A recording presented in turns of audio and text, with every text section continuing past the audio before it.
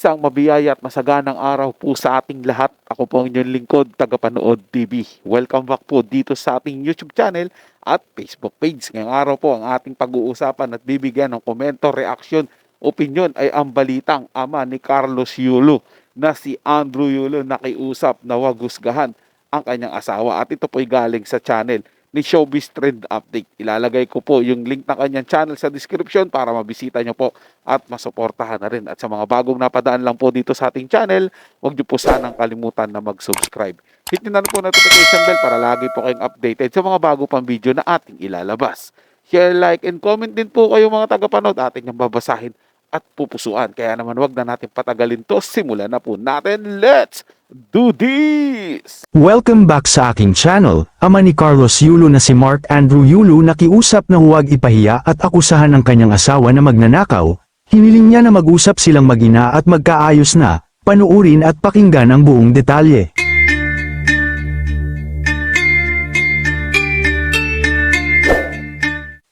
Isa nga sa nasasaktan ng ama ni Carlos Yulo na si Andrew Yulo dahil sa pag-aaway ng mag-ina. At ang kinasasakit pa ng kanyang damdamin ay ang akusahan ng anak na magnanakaw ang kanyang asawa. Pero ganun pa man, ay wala naman daw siyang magagawa kung naging ganun ang anak nila. Pero para kay Mr. Yulo ay hindi sila nagkulang sa pagpapalaki ng kanilang anak, kaya naman sobrang sakit din sa kanya na akusahan ng asawa niya na magnanakaw ng sarili nilang anak. Pero naniniwala siya na magkakaayos ang kanyang mag-ina, hindi nga lang ngayon, pero sana daw dumating ang tamang panahon. At ayon pa kay Mr. Yulo, magiging maayos din ang kanilang pamilya kapag nakauwi na sa Pilipinas ang kanyang anak bitbit ang 2 gintong medalyang napanalunan sa men's gymnastics floor exercise at sa men's vault finals. Kaya nagawa ng magsalita ni Mr. Yulo, dahil sobrang nasasaktan na siya sa pambabash sa kanyang asawa, na hindi naman dapat, dahil alam naman ni Carlos Yulo na mahal siya ng kanyang ina at iniisip niya lang ang kapakanan nito. Para pa sa kanya, tampuhang mag-ina lamang ang namamagitan kina Angelica at Carlos kaya nakikiusap siya sa publiko at sa mga netizens na huwag na itong palakihin. Para kay Mark Andrew, tampuhang mag-ina lamang ang namamagitan kina Angelica at Carlos kaya nakikiusap siya sa publiko at sa mga netizens na huwag na itong palakihin. Positibo din ang ama ni Carlos patungkol sa kanilang pamilya na mabubuo sila, dahil hindi naman ganun kalaki ang problema na pinapasan ngayon ng kanilang pamilya. Pahayag niya pa, sanay naman po kami sa problema, wala namang perpektong pamilya, kailangan lang po natin lumaban tapos maraming dasal, piniplease ko rin, kinakausap ko rin siya na mag-usap-usap tayo, para masaya na, wala na yun problema. Aniya pa, pero mag-uusap naman po yan, konting ano lang yan ng magulang, alam nyo naman ang magulang, lalo na ang nanay, syempre ipagtatanggol niya yan para mapaganda lang yung anak mo. Kaya ako, nasa gitna lang po talaga ako. Susuporta lang ako sa kanila, saglit lang po yan, wala naman po yan, tampuhan lang nilang dalawa.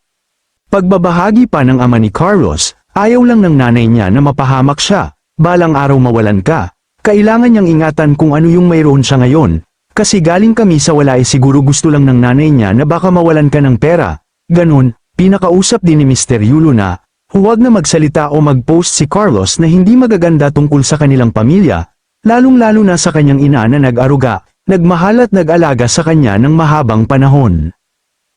Kayo mga ka-showbiz, anong masasabi nyo sa ating showbiz topic ngayon? Kung may opinion kayo ay magkomento lang kayo sa aking comment section. At syempre kung bago pa lang kayo sa aking channel ay mag-subscribe na kayo para lagi kayong updated sa mga showbiz trends na ina-upload ko. Maraming salamat po. Maiksi lang po sasabihin ko dito mga tagapanood dahil ako'y bilang makananay nasasaktan po ako na nakikita na mayroong ina na sinasaktan ng kanilang anak. Well, para po sa isang magulang mga tagapanood, dahil ako magulang na rin ako ngayon, hindi ko po kayang tiisin yung anak ko Hindi ko po, kahit yung magulang ko, hindi nila kayang tiisin yung mga anak nila. Diba, lagi po nilang inuuna yung mga kapakanan ng anak nila. Yun po yung bilang isang maging magulang. Darating po ang araw, itong si Carlos Yulo, magiging magulang din po siya. At mararamdaman at makikita niya, doon niya marirealize kung ano yung ginagawa ng nanay niya ngayon. Sadyang pinoprotektahan lang siya para mapaayos yung buhay niya. Dahil sabi nga po ng tatay ni Carlos, nagsimula sila sa wala. Kaya dapat bilang ikaw anak, respeto na lang sa magulang. Baga, wag ka na lang mag-post sa social media ng kung ano-ano na ikasisira ng magulang mo. 'Di ba? Kung may nasabi man na hindi maganda ang magulang mo doon sa girlfriend mo, pagpasensyahan mo na dahil nanay yan. 'Di ba? Iniisip lang din niya yung kapakanan mo. At kung talagang mahal mo yung babae at gusto mong pangatawanan yan, Carlos Yulo, dapat iharap niya sa magulang niya, 'di ba? Ipakita niya na deserving yung babae para sa kanya at nagkakamali lang ng pagkaintindi yung nanay niya doon sa babae, sa girlfriend niya, 'di ba? Para malaman ng magulang, 'di ba? Mag-uusap-usap po sila. Tama po yung tatay, umaasa yung tatay, ako din po umaasa na sana magkaayos silang dalawang mag-ina kasi simulat sa Paul, yung nanay niya naman yung laging nandiyan sa kanya eh. Magigising ng madaling araw yan, magpe-prepare ng baon nila. Papasok sa school para sa training nila, 'di ba? Isipin, yun na lang po isipin ni Carlos Yulo, yung mga paghihirap na ginawa ng kanyang magulang, lalo-lalo na yung kanyang nanay. So yun lang po mga tagapanood, na may nagustuhan nyo po yung ating talakayan sa araw na to. At kung kayo bago lang po na napadaan dito sa ating channel, huwag niyo po sanang kalimutan na mag-subscribe. Hit nyo na rin po notification bell para lagi po kayong updated sa mga bago pang video na ating ilalabas.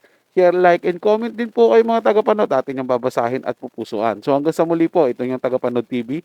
Komento at opinion lamang. Wala pong personalan. Paalam po at mabuhay po kayong lahat.